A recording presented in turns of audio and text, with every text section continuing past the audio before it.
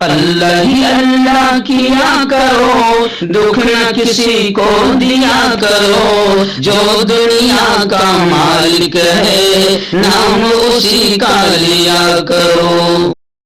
السلام علیکم ورحمۃ اللہ وبرکاتہ۔ ناظرین، استقبال ہے، سواگت ہے آپ کا viral news live studio Jalgaon Maharashtra India میں۔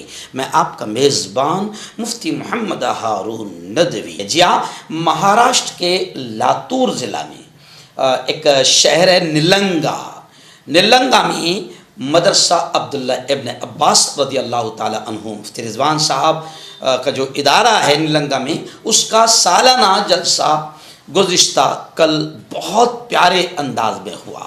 علاقے کے لاتور ہے، نیک نور ہے اور علاقے کے آس پاس کے علماء سینکڑوں کی تعداد میں اسٹیج پر موجود تھے، مجمع میں موجود تھے، اور مدرسہ عبداللہ ابن عباس کا یہ پہلا سالانہ جلسہ تھا جس میں وہاں کے طلبہ نے بہت شاندار انداز میں اپنا پروگرام پیش کیا۔ نعتیں، نظمیں، تقاریر، مکالمے، ڈرامے سامعین کا دل جیت لیا اور ہزاروں کے انعامات کے وہ مستحق بھی بنے۔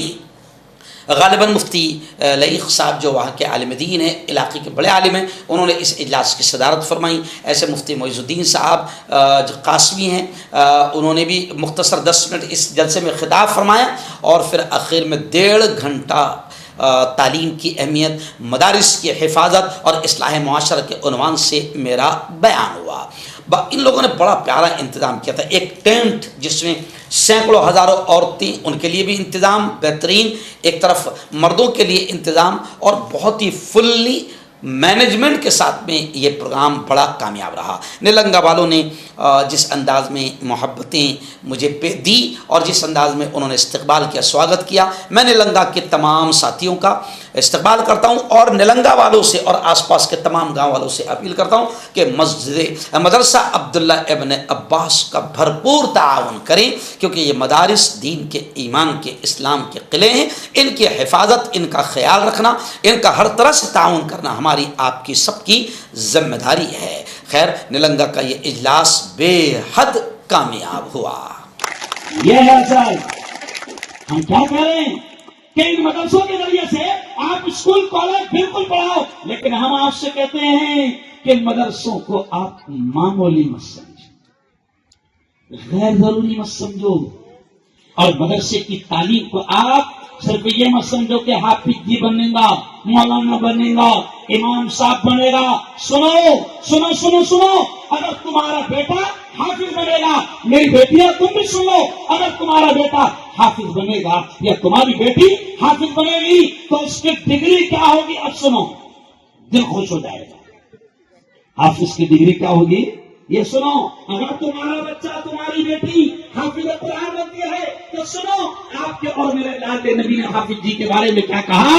اگر وہ حافظ بنے گا تو حشر کے میدان میں حافظ قرآن، جب حشر کا میدان ہوگا، نفسا نفسی کا عالم ہوگا، ماں بھی ایک نیکی دینے کو تیار نہ ہوگی، باپ بھی ایک نیکی دینے کو تیار نہ ہوگا۔ پیارے نبی کہتے ہیں کہ اس وقت حشر کے میدان میں جب نفسا نفسی کا عالم ہوگا، حافظ قرآن کا یہ مقام ہوگا کہ اللہ اس سے کہے گا، یا حافظ القرآن، او قرآن کے یاد کرنے والے، او قرآن کے حافظ، اقرا اقرا، جو قرآن کی آیتیں تجھے یاد ہے پڑھتا جا، پڑھتا جا، ورتقی ورتقی، اور جنت کی سیڑھیاں چڑھتا جا، چڑھتا جا۔ یہ حافظ قرآن کا مقام ہوگا۔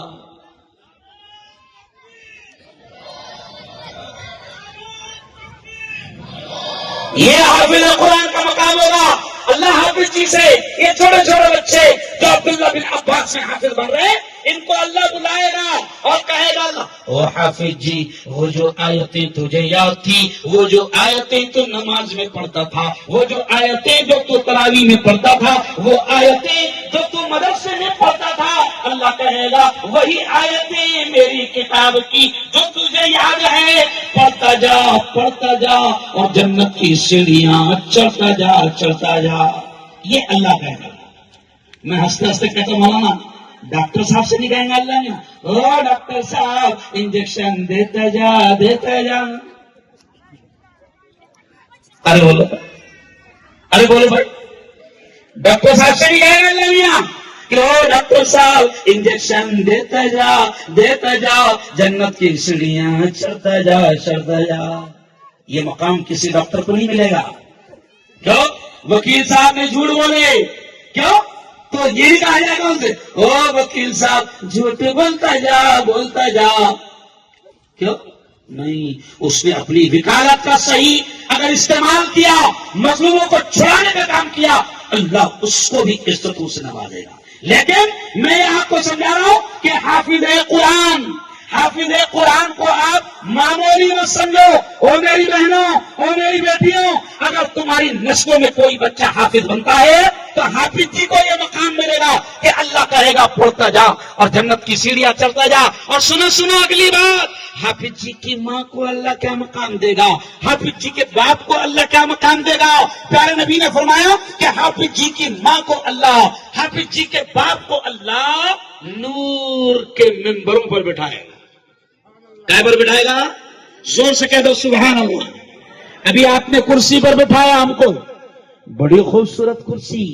پیارے نبی نے فرمایا کہ اللہ حشر کے میدان میں ممبر دیکھیں نا، مسجد میں امام صاحب کھڑے کے خطبہ دیتے، حدیث کے الفاظ ہے آپ کے اور میرے نبی نے فرمایا ہے کہ اللہ حافظ جی کے ماں اور حافظ جی کے باپ کو اللہ نور کے ممبر پر بٹھائے گا. اور صرف آگے سنو، پیارے نبی نے فرمایا کہ صرف یہی نہیں، ان کو نور کے ممبر پر بٹھائے گا اور حافظ جی کی ماں اور حافظ جی کے باپ کے سر کے اوپر اللہ ایک تاج رکھے گا. پیارے نبی نے فرمایا اس تاج کی روشنی یعنی سورج اور چاند سے زیادہ ہوگی. لوگ تعجب کریں گے، پورا نلنگا دیکھیں گے یہ کون ہے جن کو اتنی عزت دی جا رہی ہے. پورا لاتور دیکھیں گے یہ کون ہے جن کو اللہ نور کے ممبروں پر بٹھا رہا ہے. پورا مہاراشٹر دیکھے گا یہ کون ہے جن کو اللہ اتنی عزتوں سے بٹھا رہا ہے. تو پھر اعلان ہوگا یہ تو نلنگا کا کسان ہے جس کا بیٹا حافظ قرآن ہے. یہ اعلان ہوگا. تو معمولی مت سمجھو، حافظ جی ماں باپ کو بھی جنت میں لے جائیں گے، خاندان کے 40 لوگوں کو اور گھرانوں کو بھی جنت میں لے جائیں گے. تو معمولی مت سمجھو. میرے